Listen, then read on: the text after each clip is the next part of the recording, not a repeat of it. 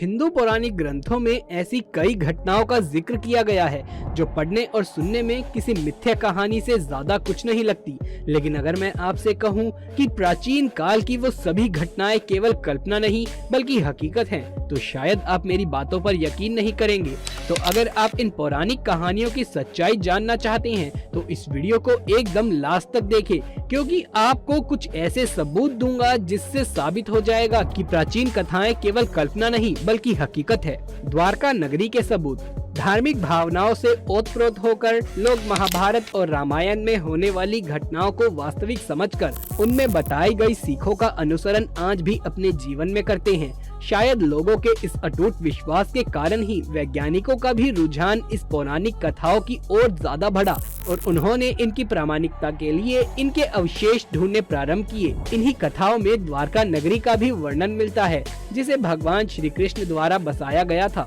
महाभारत के जमाने का ये शहर, जिसकी केवल कल्पना ही की जा सकती है, अगर वास्तविकता में देखने को मिल जाए तो ये रोचक होगा और इससे मिले प्रमाण कहीं न कहीं इन पौराणिक कथाओं के सच होने की बात साबित कर सकते हैं। इतिहासकारों के अनुसार द्वारिका शहर लगभग 9000 साल पुराना है। पुराणों में वर्णित कथाओं के अनुसार युद्ध होने से तकरीबन 36 साल बाद ही द्वारिका नगरी समुद्र में डूब गई थी। कथा में इसका मुख्य कारण गांधारी का श्री कृष्ण को दिया गया श्राप और ऋषियों द्वारा श्री कृष्ण के पुत्र सांब को दिया गया श्राप बताया जाता है। इन कथाओं के आधार पर इतिहासकारों ने भी इसे पानी के अंदर डूबे होने का पता लगाने का प्रयास किया। हाल ही में इसके अवशेष उन्हें गुजरात के समुद्र में मिले।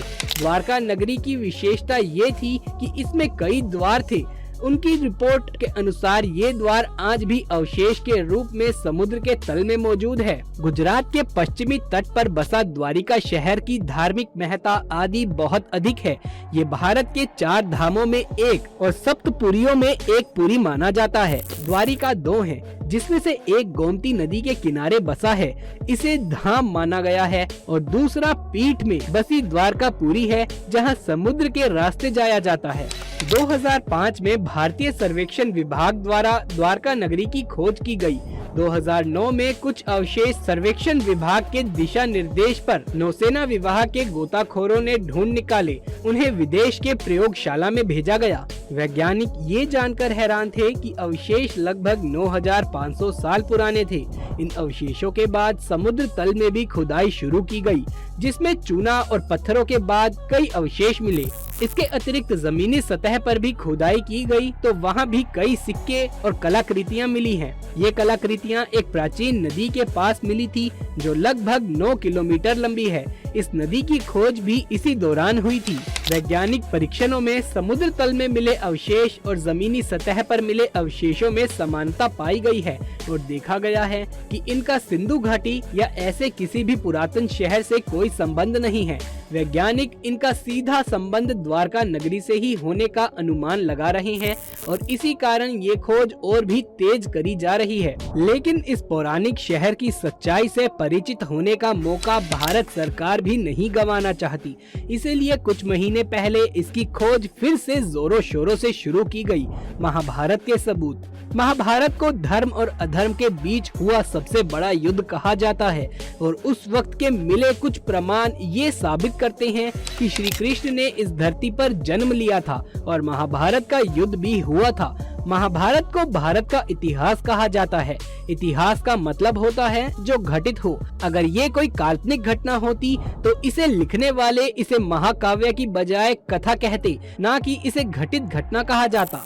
महाभारत की शुरुआत राजा मनु से हुई थी और इस वंश के 50 से ज्यादा राजाओं के किस्से इसमें लिखे हैं। राजा पांडु और धृतराष्ट्र भी इसी वंश के थे। अगर कोई काल्पनिक घटना होती तो उसके लेखक पूरे वंश के बारे में लिखने की बजाय सिर्फ 5-10 राजाओं के बारे में ही लिखते। दोस्तों, कहा जाता है कि श्री कृष्ण ने अर्जुन को गीता का उपदेश महाभारत युद्ध के दौरान दिया था, जिसमें कलयुग का सारा बखान है। आज जो घटित हो रहा है वो गीता में पहले ही लिखा जा चुका है। ये कोई काल्पनिक घटना नहीं हो सकती। महाभारत ने भारत के 35 से ज्यादा शहरों के बारे में लिखा है जो आज भी हमारे बीच हैं। पुरातत्व विभाग को इस बात के कई प्रमाण भी मिले हैं। भारत और उसके आसपास के कई देशों का महाभारत में वर्णन है। हस्तिनापुर आज उत्तर प्रदेश राज्य का मेरठ जिला है। वही गांधार अफगानिस्तान का शहर गांधार है। साथ ही इंद्रप्रस्थ आज भारत की राजधानी दिल्ली है। श्री कृष्ण का द्वारिका भी आज गुजरात राज्य का ही शहर है। श्री कृष्ण द्वारिका के राजा थे और महाभारत के अनुसार ये शहर जलमग्न हो गया था। पुरातत्व विभाग को गुजरात के पास समुद्र के नीचे एक पूरा शहर मिला है, जिसे महाभारत काल का ही बताया जा रहा है। भगवान श्री कृष्ण की नगरी को एक संपूर्ण राज्य बताया जाता है। द्वारिका के बारे में कहा जाता है कि वहाँ रहने वालों को छोड़कर समुद्र ने इस पूरे शहर को अपने अंदर समा लिया था। समुद्र में मिले अवशेष ये साबित करते हैं कि वो शहर श्री कृष्ण की द्वारिका ही है। विभाग को कुरुक्षेत्र के पास महाभारत काल का एक बहुत बड़ा कंकाल मिला है, जिसे घटोत्कच का कंकाल कहा जा रहा है।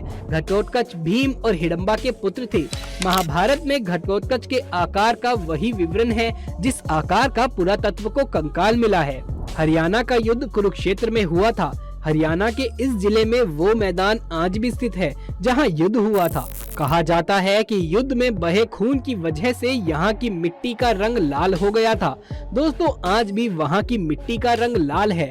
आप महाभारत में अर्जुन के चक्रव्यूह के बारे में जानते होंगे, लेकिन क्या आपको पता है कि इस चक्रव्यूह का जीता जागता सबूत आज भी मौजूद है हिमाचल प्रदेश के हमीरपुर जिले के सिलोह सिहवी धार के नीचे बसा राजनोड़ गांव एक ऐतिहासिक स्थल के रूप में मशहूर है। यहाँ पर पांडव अज्ञातवास के दौरान रुके थे।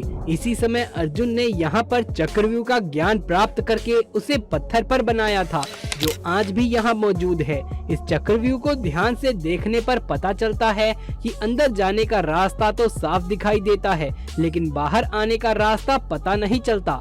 इस जगह को पीपलू किले के नाम से जाना जाता है। बिहार की राजधानी पटना से करीब 100 किलोमीटर दूर स्थित 5 पहाड़ियों से घिरा राजगिरी प्रसिद्ध धार्मिक तीर्थ स्थल है। यहाँ महाभारत के रचनाकार महर्षि वेद व्यास जी की गुफा है। इसके समीप ही गणेश की गुफा है।